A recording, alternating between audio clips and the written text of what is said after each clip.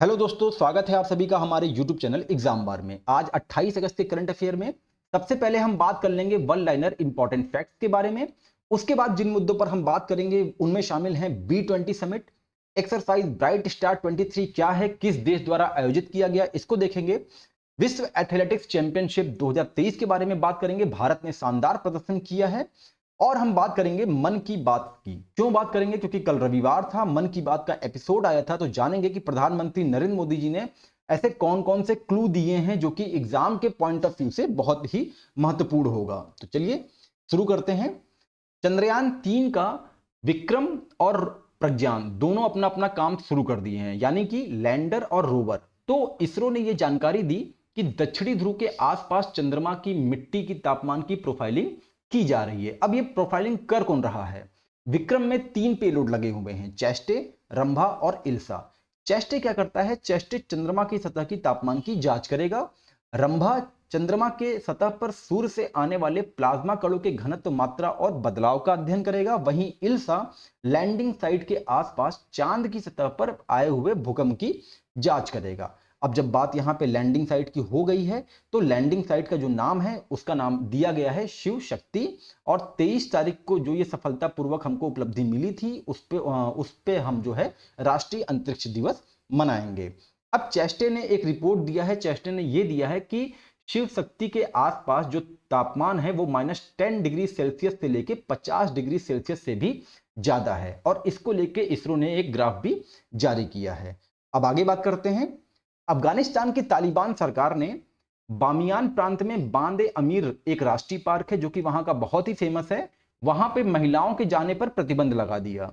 UNESCO ने इस park को प्राकृतिक झीलों और भू आकृतियों से निर्मित बताया है। अब आपको यहां से निकालना क्या है कि बांदे अमीर पार्क का संबंध किस देश से है?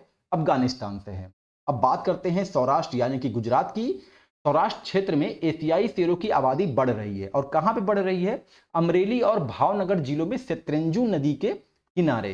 तो अब गुजरात की सरकार क्या विचार कर रही है? ये कर रही है कि सतलज नदी के किनारे एक वन्य जीव अभ्यारण्य स्थापित कर दिया जाए। अब आपको यहां से इंपॉर्टेंट पॉइंट ये निकालना है कि सतलज नदी जो है ये कहां पे है? ये गुजरात में है। गुजरात के गिर के पहाड़ियों से ये निकलती है और कहां पे जाके मिलती है? ये खंबात की खाड़ी में जाके मिल जाती है। तो ऐसे ही इंपॉर्टेंट पॉइंट्स हमको करंट अफेयर से निकालने होते हैं। अब बात करते हैं, कल के एक न्यूज आई थी, छोटी सी न्यूज थी लेकिन बहुत ही इंपॉर्टेंट लगा मुझे। Jewel in the ring. Jewel in the ring के नाम से कौन सा झील प्रसिद्ध है? तो ज्वेल इन द रिंग के नाम से नागिन झील प्रसिद्ध है। नागिन और कहीं कहीं नगीन झील लिखा हुआ था। और ये न्यूज में इसलिए था क्योंकि राहुल गांधी और सोनिया गांधी दोनों लोग जम्मू कश्मीर में हैं और उन्होंने नागिन झील का दौरा किया। तो एग्जाम में अगर आए कि ज्वेल इन द रिंग के नाम से कौन सा झील प्रसिद्ध है, तो उसका आंसर होगा नागिन झील या नगीन झील। आगे बात कर लेते हैं B20 समिट के बारे में। 3 दिवसीय शिखर सम्मेलन का आयोजन किया गया 25 से 27 अगस्त तक। और इसका जो विषय था, थीम था, वो था रेस। रेस का जो फुल फॉर्म है वो है रिस्पॉन्सिबिलिटी, एक्सेलरेशन, इनोवेशन, सस्टेनेबिलिटी और इक्वालिटी। ये भी इंपॉर्टेंट होगा, इसको आप ध्यान रखिएगा। बिजनेस 20 है क्या? बिजनेस 20 G20 का ही एक इंगेजमेंट ग्रुप है। क्या है? इंगेजमेंट ग्रुप, जिसकी चर्चा कल प्रधानमंत्री नरेंद्र मोदी ने भी की थी। इसे वर्ष 2010 में स्थापित किया गया था और ये कंपनियां और व्यवसायिक संगठन इसमें प्रतिभाग करते हैं।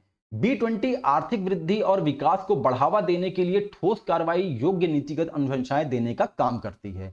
अच्छा, एक बात मैं बता देता हूं आप लोग को। G20 हो गया, ब्रिक्स हो गया और आपका हो गया चंद्रयान। इन तीनों पे एक अलग अलग टेस्ट मैं जो है उसका PDF तैयार कर रहा हूं और उसको आप लोग को दे दूंगा, क्योंकि ये बहुत ही इंपॉर्टेंट टॉपिक है और इससे प्रश्न बिल्कुल श्योर बनता है आना एग्जाम में। अब आगे बात करते हैं एक्सरसाइज ब्राइट स्टार के बारे में। मिस्र के काहिरा के एयरबेस में इसका आयोजन किया जाता है और भारतीय वायुसेना वहां पे भाग लेती है। यह पहली बार होता है कि जब भारतीय वायुसेना वहां पे पार्टिसिपेट करने जा रही है। और उसके साथ संयुक्त राज्य अमेरिका, सऊदी अरब, ग्रीस, कतर की वायुसेना की टुकड़ियां भी वहां पे भाग ले रही हैं। भारत और मिस्र दोनों देशों ने वर्ष 1960 में संयुक्त रूप से एरो इंजन और विमान का विकास किया था।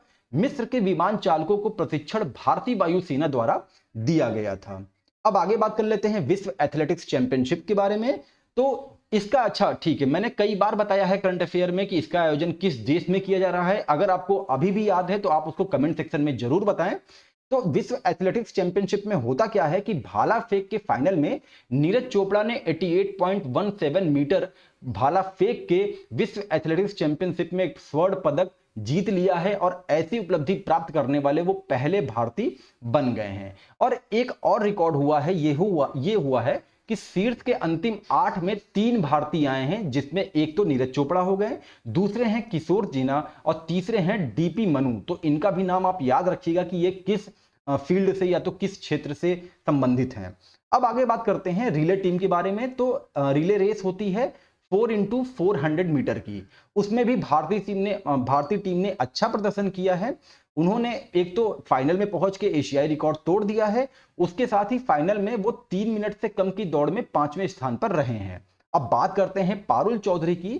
तो महिलाओं की 3000 मीटर स्टीपल चेज के फाइनल में 9 मिनट और 15.32 सेकंड के राष्ट्रीय रिकॉर्ड के साथ 12वें स्थान पे ये विश्व एथलेटिक्स चैंपियनशिप में रही हैं।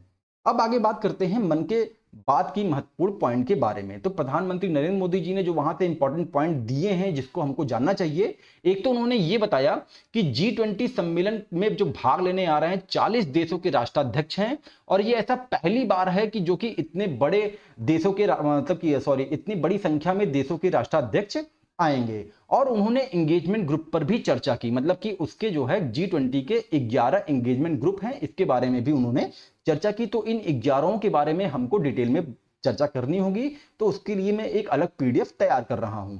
फिर उन्होंने वर्ल्ड यूनिवर्सिटी गेम्स के बारे में भी जानकारी दी। अब देखिए, वर्ल्ड यूनिवर्सिटी गेम्स पे एक अलग हमारा वीडियो बना हुआ है, कंटेंट आपको टेलीग्राम पे दे ही दिया जा चुका है, तो उसको हम डिस्क्रिप्शन उसमें कमेंट में डाल देंगे, डिस्क्रिप्शन बॉक्स में डाल देंगे, आप लोग वहां पे जाके देख लीजिएगा। तो उन्होंने वर्ल्ड यूनिवर्सिटी गेम्स को लेकर बताया कि 1959 से लेकर अब तक जितने भी वर्ल्ड यूनिवर्सिटी गेम हुए हैं उनमें जीते गए सभी मेडल जोड़ दे तो संख्या 18 तक ही पहुंचती है, जबकि इस बार हमारे खिलाड़ियों ने 26 मेडल जीते हैं, जो कि बहुत बड़ी उपलब्धि है। फिर उन्होंने एक टर्म की बात की जिसका नाम है स्पेलियोलॉजी। उन्होंने बताया कि इसको जो है गुफाओं का अध्ययन करते हैं। एक व्यक्ति के बारे में चर्चा करते हुए उन्होंने बताया कि वो व्यक्ति अपनी टीम के साथ मेघालय की अनजान गुफाओं के बारे में चर्चा कर रहा है। तो अब आपको यहां से मेघालय स्टेट के बारे में और वहां की गुफाओं के बारे में जानना जो है वो जरूरी हो गया है एग्जाम के पॉइंट ऑफ व्यू से। तो ये तो रहा दोस्तों आज की करंट अफेयर। इसका PDF टेलीग्राम ग्रुप में दे दिया जाएगा। अगर आप अभी भी टेलीग्राम ग्रुप से नहीं जुड़े हैं तो डिस्क्रिप्शन बॉक्स में उसका लिंक हम दे देंगे, वहीं पे इसका PDF मिलता है। एग्जाम के पॉइंट ऑफ व्यू से अगर आपको इंपॉर्टेंट लग रहा है तो आप अपने दोस्तों के साथ इसको जरूर शेयर करें और उनसे यूट्यूब पे भी जुड़ने के लिए बोले। मिलते हैं अपने अगले कंटेंट के साथ। और जो इस हफ्ते की जो टेस्ट है उस टेस्ट को मैंने 2 भागों में बांटा हुआ है। मैं आपको पहले ही बता दिया हूं कि एक भाग में हम हूबहू करंट अफेयर के क्वेश्चन देंगे, मतलब कि एकदम वन लाइनर टाइप का रहेगा। एक आध दो क्वेश्चन थोड़े से कंफ्यूजन वाले हो सकते हैं, लेकिन दूसरे सेक्शन में क्या होगा कि करंट अफेयर से रिलेट करके जो हम ट्रेडिशनल क्वेश्चन बना सकते हैं, मतलब जैसे हिस्ट्री, ज्योग्राफी, पॉलिटी, ऐसे क्वेश्चन बना सकते हैं, तो उस पे हम बनाएंगे। तो 2 पार्ट में होगा, जो भी ये भी हम बहुत जल्द करवा देंगे। देरी के लिए हम क्षमा चाहते हैं। चलिए दोस्तों, मिलते हैं अपने अगले कंटेंट के साथ। तब तक के लिए अपना ध्यान रखिए। नमस्कार, जय हिंद, जय भारत।